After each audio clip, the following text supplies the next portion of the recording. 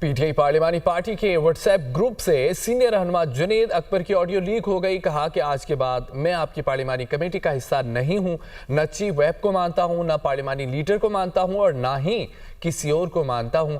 मैं स्पीकर से बात करूंगा कि मुझे अपोजिशन में सीट दें या आज़ाद।